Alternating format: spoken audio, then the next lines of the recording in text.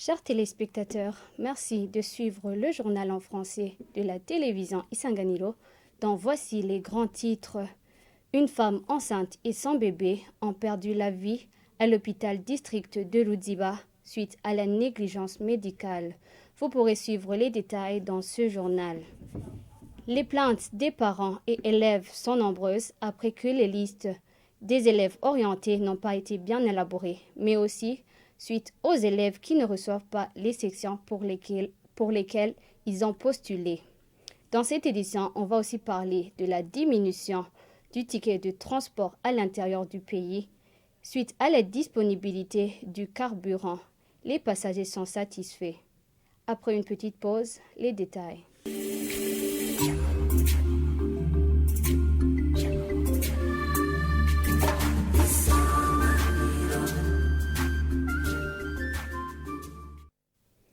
Une femme enceinte et son bébé ont perdu la vie à l'hôpital district de Ruziba ce dimanche suite à la négligence médicale.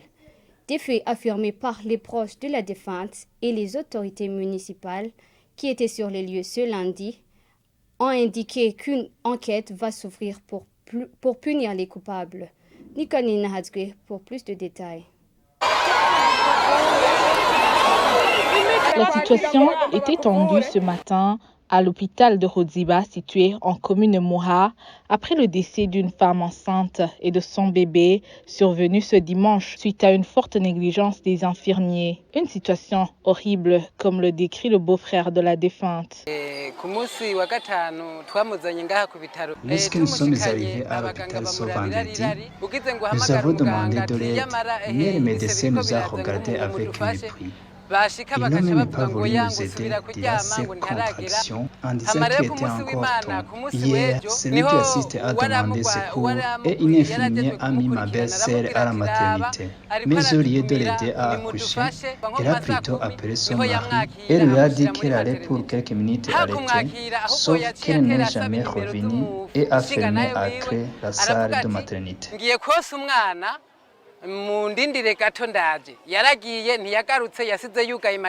Cette tragédie n'est pas la première d'après les dires de ceux qui étaient venus se joindre aux proches de la défunte. Ils demandent un changement radical de certains infirmiers qu'ils jugent arrogants et malveillants. Les autorités municipales et la police étaient également sur les lieux et dans ses propos, le maire de la ville a fait savoir que l'affaire va être suivie de près.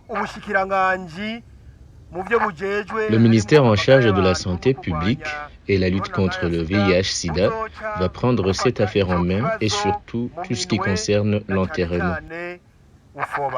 Malgré cela, la foule n'a pas décoléré et demande plutôt un dédommagement et des sanctions sérieuses le plus tôt possible pour les coupables. Pour la page éducation, les parents, tout comme les élèves, n'apprécient pas la façon dont les listes des élèves orientés au poste fondamental après réussite au concours ont été élaborées.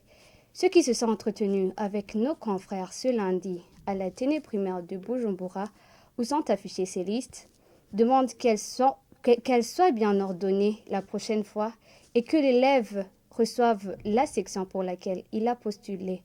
Reportage d'Armel Motore. Les listes des élèves orientés au poste fondamental après réussite au concours national sont mal ordonnancées et donc difficiles à consulter. Parents et élèves rencontrés ce lundi à la télé primaire de Bujumbura où sont affichées ces listes demandent que celles-ci soient bien rangées par direction provinciale et par direction communale de l'enseignement afin qu'elles soient faciles à consulter. Pour l'affichage, j'ai trouvé que c'est un peu compliqué, mais ça va. C'est pas facile de trouver le nom de l'élève que tu cherches. C'est difficile comment? L'affichage se fait en vague. Parfois, tu cherches, par exemple, Ekofo Kanyosha 1, tu le trouves sur papier 1, papier 2, et puis tu trouves encore une fois la même école à la 20e papier sur l'affichage. Les personnes qui sont ici, ils viennent, ils quittent le bureau, ils quittent le travail, on demande la permission, croyant que c'est facile, que tu passes 1 minute, 2 minutes, mais tu peux passer même 30 minutes sans avoir trouvé le nom de l'enfant sur la liste. Donc, comme recommandation, comme suggestion, il faut qu'à la prochaine occasion, à la prochaine affichage, il faut que ça se fait par DPE, par DCE et puis par école. Autre chose, certains élèves venus sur place pour vérifier les sections et les écoles d'orientation demandent que l'on tienne compte à l'avenir du choix de la section et de l'école par l'élève. Il y a des personnes qui ne sont pas satisfaites. Ce qui est fait, on ne peut rien demander. Oui, peut-être pour les années à venir, on peut leur demander de s'appuyer un peu sur les écoles qu'on a choisies.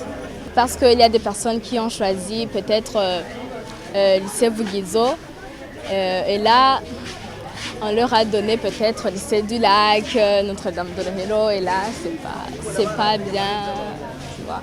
Informer à temps les parents et les élèves sur la localisation des listes selon les points obtenus au concours national pourrait limiter les désorientations, ajoute ce tuteur d'élèves rencontré sur place. Peut-être une autre précision qui n'a pas eu lieu sur l'affichage ou bien sur la communication de la façon de consulter l'affichage. C'est-à-dire qu'ici, à la Téné primaire, on y a affiché les élèves ayant obtenu 120 et plus, c'est-à-dire 60%. Alors que pour d'autres qui n'ont pas eu 60%, les affichages se trouvent dans les directions communales de l'éducation. Je ne sais pas si je n'ai pas bien suivi, sinon il y a aussi des parents qui ont été désorientés, qui ont quitté les communes de la mairie de Bujumbura pour venir ici, alors qu'ils les ont laissés chez eux. Donc il fallait communiquer à temps, il fallait des interviews ou bien des annonces sur les radios, sur les télévisions, pour que les parents ne perdent pas leur temps de venir ici. La prochaine rentrée scolaire, édition 2022-2023, est prévue lundi prochain, le 12 septembre. La coalition pour l'éducation pour tous Bafashewige appelle le gouvernement à réintégrer les élèves orientés dans les sections lettres et économiques dans les écoles à régime d'internat pour qu'ils puissent jouir des mêmes droits que ceux qui font les sciences.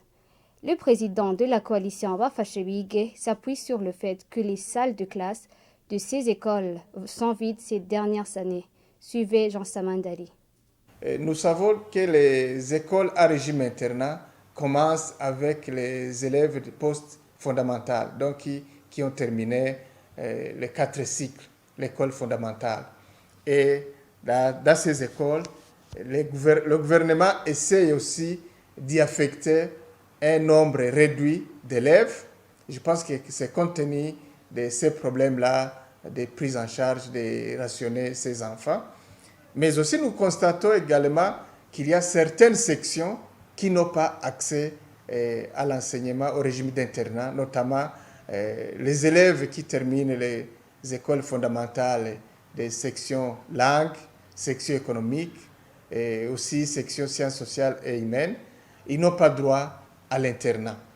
Et ceux qui ont droit à l'internat, ce sont les élèves dans des sections scientifiques, des sections techniques et pédagogiques uniquement, alors que tout le monde devrait être pris au même pied d'égalité et avoir les mêmes chances. Donc ça, c'est un problème aussi, mais nous devons faire un plaidoyer en faveur à cette catégorie d'élèves qui n'ont pas accès à l'enseignement régime d'internat. Certains responsables des écoles à régime d'internat au nord de la capitale de Bujumbura demandent au ministère de l'Éducation de revoir à la hausse les 900 francs qu'il prévoit pour chaque élève interne, doléance faite au moment où il se prépare pour la rentrée scolaire 2022-2023. Selon eux, même si cette somme vient d'être haussée dernièrement, elle ne suffit pas. Ils indiquent espérer que ce montant pourra être adapté aux réalités du moment. Reportage de Sheila Irambona. Sur toutes les écoles où nous sommes passés, que ce soit au lycée Gisenyi ou au lycée d'excellence de Ngagara, les préparatifs pour cette rentrée 2022-2023 vont bon train. Le responsable de ces 2 établissements a indiqué que tout est prêt pour ce lundi afin d'accueillir les élèves internes. Du côté, tout d'abord, les documents pédagogiques et les documents des élèves, on en a assez. d'autant plus qu'on n'a pas de nouvelles sections, c'est-à-dire que les livres que nous avions ici sont suffisants. Côté dortoir, nous disons que les préparatifs sont en cours, mais ils touchent à leur fin parce qu'on a déjà pulvérisé le dortoir. Reste à y mettre des matelas ainsi que des sommiers. Côté réfectoire, là, il n'y a pas de problème. Les tables sont suffisantes. Aussi, il y a des bancs sur lesquels les élèves s'asseyent. Au niveau pédagogique, nous avons déjà recensé les bancs pupitres nécessaires et on a déjà prévu que les bancs pupitres qui ne sont pas en bon état donc, seront réparés demain. Et au niveau des enseignants, nous avons des enseignants suffisants pour donc, les sections que nous avons. Au niveau de l'internat, là aussi, les préparatifs donc, sont déjà commencés et nous avons déjà commencé la réparation des tables au niveau du réfectoire et les tables qui manquent, nous les avons déjà commandées et demain, donc, elles seront livrées. Et au niveau de la cuisine, on a déjà commencé la réparation des mouverots et au dortoir, on a déjà entamé la démolition des murs pour que le dortoir donc, soit donc, suffisant et capable d'accueillir donc, tous les élèves. L'autre point sur lequel ces deux responsables sont revenus, c'est le montant de subside octroyé par le ministère de l'Éducation à chaque élève interne, un montant qui a été majoré de 100 francs. Ces deux responsables indiquent que 900 francs n'est toujours pas suffisant. Ils plaident toujours à ce que cette somme soit revue à la hausse, conformément au prix du marché. Et maintenant que les prix donc, sont montés, donc son montant n'est pas suffisant. Mais nous pensons que le gouvernement va encore donc, le hausser son montant au fur et à mesure que la situation économique le permettra. Bon, les 800 francs que l'État nous donnait aux écoles ne suffisaient pas, mais il faut tout d'abord saluer cette bonne initiative d'ajouter les 100 francs, puisqu'il y a une petite amélioration, mais de notre part, nous demanderions à ce que l'État vieille, l'État posé fasse encore mieux que ça. Parce que même 900 francs ne suffisent plus aujourd'hui. Et puisque sur le marché, les prix des denrées ont beaucoup monté. Cette somme octroyée par le ministère de l'Éducation n'arrive pas à temps d'après les informations recueillies sur place. Ces écoles demandent qu'elle arrive à temps pour qu'elles ne soient pas obligées de contracter des dettes. Le ticket de déplacement à l'intérieur du pays a diminué depuis la disponibilité du carburant. Certains des passagers qui se sont entretenus avec la télévision Isanganiro au parking de Kotebu disent que le trajet Bujumbura-Muramvya qui s'effectuait à 15 000 francs burundais s'effectue actuellement à 5 000 francs burundais et 12 000 francs burundais de Bujumbura à Ngozi via Probox. Les passagers se réjouissent en général et les conducteurs sont fiers de cette disponibilité, mais disent qu'ils travaillent à perte car le carburant est disponible, mais cher et le ticket est bas. Reportage d'Elisa Irambona. Le prix du ticket de transport à l'intérieur du pays s'est diminué de 15 000 à 5 000 francs pour le trajet Bujumbura-Muramvya et 12 000 francs pour un ticket Probox Bujumbura-Ngozi, selon les conducteurs et passagers. J'ai l'habitude d'effectuer un trajet Bujumbura-Muramvya. Nous pouvions payer 15 000 francs jusqu'ici, mais nous sommes heureux car maintenant c'est 5 000 francs. Actuellement, pour le trajet Bujumbura-Ngozi, le prix est fixé à 12 000 francs pour la voiture Probox. Auparavant, les prix sont fixés en fonction de comment le chauffeur a reçu le carburant. Bujumbura-Gitega s'effectue à 8 000 francs. On pourrait payer pour 12 000 suite à l'approvisionnement difficile du carburant. Tous se réjouissent et demandent au gouvernement de tout faire afin de résoudre les problèmes liés à la pénurie du carburant.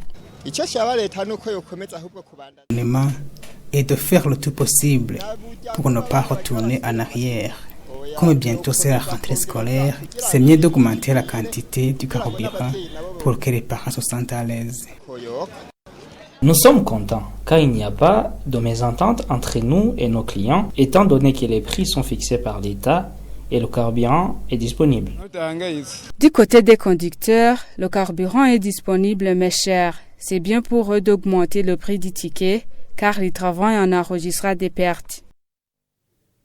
Je m'excuse, c'était un reportage d'Elisa Nakarutimana. Avant de clore ce journal, notons que pour la femme et l'enfant décédé, le ministère de la Santé indique qu'il a dépêché une équipe sur terrain pour investigation. Le porte-parole du ministère fait savoir que ce ministère déplore ce cas mais dément les informations selon lesquelles la maman serait décédée dans une salle fermée. Toutefois, le ministère s'engage à continuer les investigations pour établir les responsabilités. Merci d'avoir suivi ce journal. Continuez de suivre les programmes de la télévision Isanganiro. À la prochaine.